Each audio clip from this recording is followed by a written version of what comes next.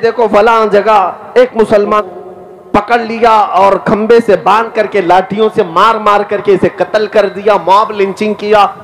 تم سب video share کر کے افسوس کرتے ہو.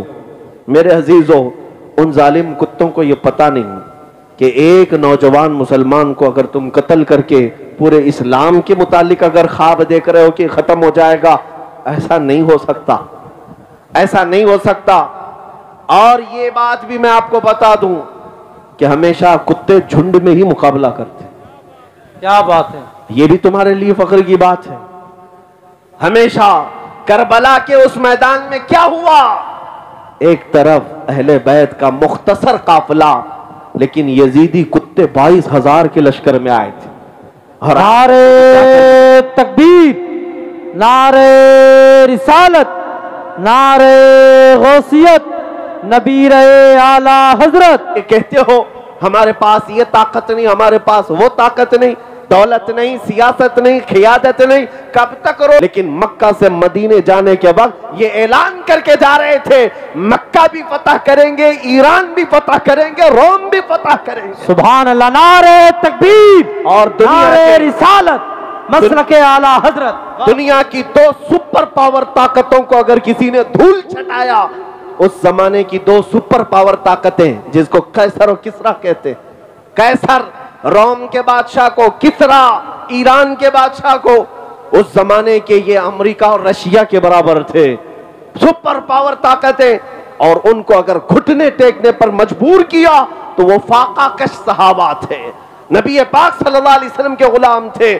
وہ اس طرح کے بہت بڑے بڑے لشکر لے کر فتح نہیں کیے، بلکہ جس علاقے میں بھی گئے عشق مصطفیٰ کی خوشبو سے انہوں نے فتح کیا. سبحان اللہ.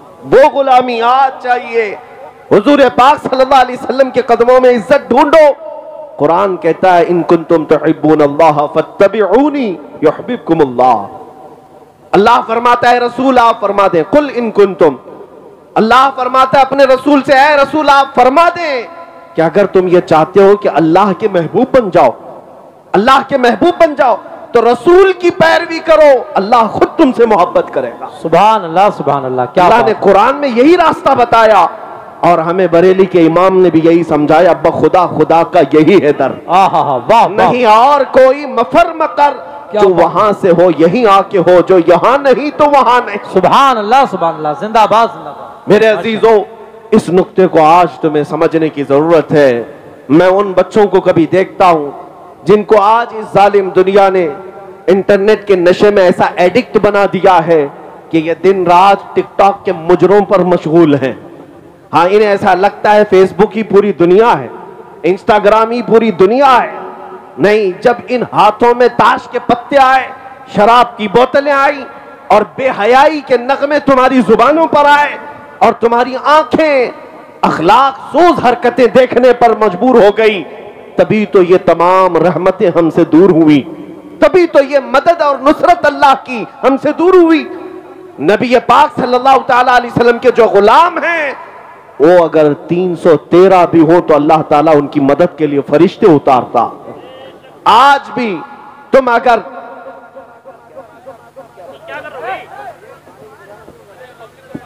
ارے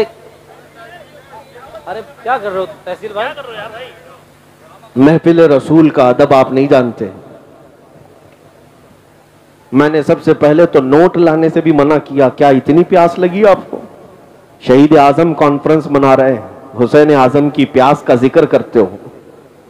3 دن کی بھوک اور پیاس کو برداشت کرنے والے اس امام کے مقتدی کیا ایک بوتل پانی پر سارا مجمع خیرہ کر دیں گے؟ ایسا نہیں ہو سکتا. اگر سچے حسینی ہو تو ہر چیز کو برداشت کرنے کی طاقت ڈالو، ہر چیز کو برداشت کرنے کی اپنے اندر عادت بھی ڈالو. اور یہ زمانہ انہی چیلنجز کا ہے. کیا تم ایک بوتل پانی پر بکنے والے لوگ ہو؟ نہیں، اور نہ ہی ادھر ادھر کی. جب میرے آقا صلی اللہ علیہ وسلم کی بات ہو تو میں غزوہ خندق کی ایک بات میں بتا دوں. صحابہ میرے آقا صلی اللہ علیہ وسلم کے شہدائی 1 مہینے سے خندق کھود رہے تھے، اللہ، اور پیٹ پر پتھر باندھنے کے واقعات وہاں پیش آئے. بھوک کی شدت تھی، صحابہ میں کھانے پینے کی چیزیں نہیں تھی. 2 کھجوریں اگر مل جائیں تو 10 لوگ مل کر کے اس کو چوس لیتے. اللہ فاقے کا عالم یہ تھا. لیکن جو کفار و مشرکین مقابلے میں آئے تھے ان کی تعداد 10,000 سے زیادہ, اور ان کے ہاں اونٹ اور بڑے بڑے جانور ذبح کر کے پکائے جا رہے تھے, اور ان کے کھانے کی خوشبو ادھر بھی آ رہی تھی صحابہ کو بھی. توجہ, ادھر کفار و مشرکین کے ہاں روٹیاں بھی بن رہی ہیں, بوٹیاں بھی بن رہی ہیں.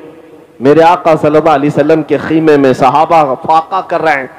لیکن تاریخ کا ایک ورق بھی مجھے دکھا دو, ایک لائن دکھا دو کہ رات کا وقت ہوا, میرے آقا سو رہے ہوں اور ایک صحابی بھی کھڑا ہو کر کے یہ سوچتا ہو کہ جاؤں ان کے خیمے میں سے 2 بوٹیاں لے آؤں یا 1 روٹی لے آؤں.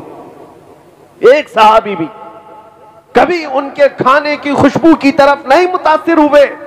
میرے آقا صلی اللہ علیہ وسلم نے ان صحابہ سے کہا بھی, شاید تمہیں بھوک پریشان کر رہی ہو, فاقہ پریشان کر رہا ہو, اور ادھر ان خیموں میں کھانے پینے کی خوشبوئیں آ رہی. صحابہ نے برجستہ کیا عرض کیا, یا رسول اللہ, اگر کھانے اور پینے روٹی اور بوٹی کے لیے ہم آئے ہوتے تو اس خیمے میں نہیں ہوتے, اس خیمے میں ہوتے. میرے آقا یہاں تو ہم اپنی گردنیں آپ کے قدموں پر نچھاور کرنے آئے. کیا بات ہے, واہ واہ واہ واہ. یہ میرے آقا کے غلاموں کو دنیا کبھی خرید نہ سکی, اس لیے 12,000 کا لشکر لے کر کے بھی صلاح الدین ایوبی 4 لاکھ کی فوج سے اکیلا لڑ رہا تھا. اللہ اکبر. اس چھوٹی سی فوج کو 4 لاکھ صلیبی توڑ نہیں پائے. یہ تاریخ میری اپنی لکھی ہوئی نہیں, انگریزوں کی لکھی ہوئی تاریخ, انگریزوں کی لکھی ہوئی تاریخ ہے. صلاح الدین ایوبی ایک ایسا جرنیل تھا جس کے پاس صرف 12,000 کا لشکر تھا ایک بار, اور میدان میں جب وہ اترا تو اس کے مقابل میں سارا یورپ اتر آیا تھا 4 لاکھ کی فوج لے کر. صلاح الدین ایوبی نے اپنے فوج سے یہ پوچھا بھی تھا کہ ہم ان کے مقابلے میں اترے یا نہیں اترے.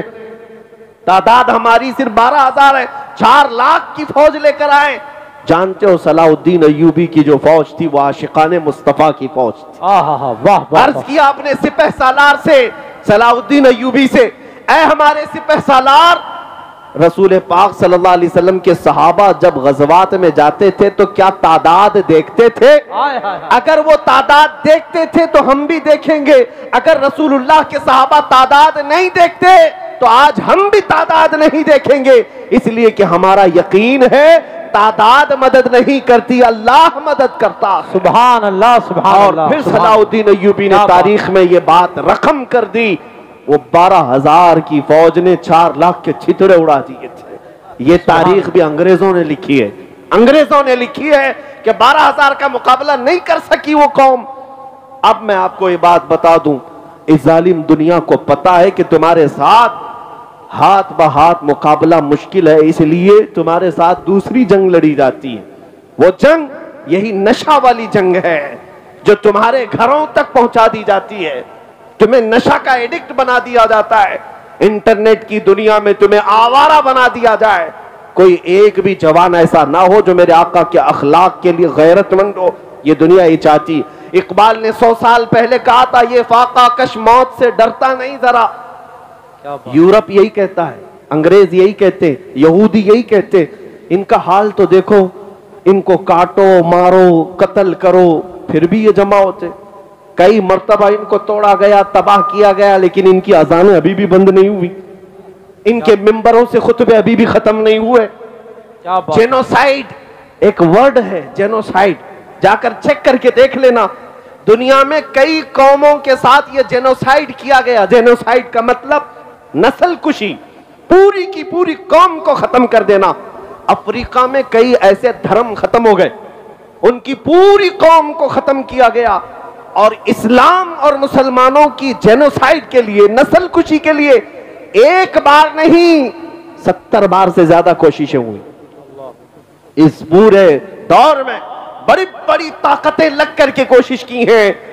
بغداد کو توڑ کر کے رکھ دیا تھا, مسلمانوں کی کھوپڑیوں سے مینار بنا دیا.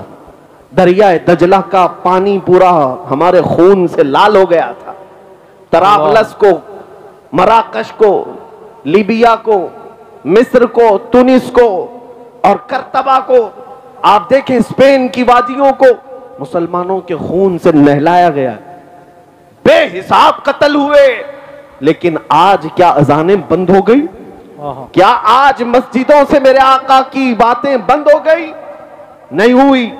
एक यहूदी आलिम ये कहता है, वो रिसर्च कर करके बूढ़ा हो गया है, वो कहता है मैं इन्हीं बातों पर रिसर्च कर रहा हूं, पीएचडी कर रहा हूं, बार बार इन्हें कत्ल किया गया, बार बार इन्हें तोड़ा गया, बार बार इनको जिला वतन किया गया, इनसे हुकूमतें छीनी गई, फिर ये जमा क्यों होते हैं?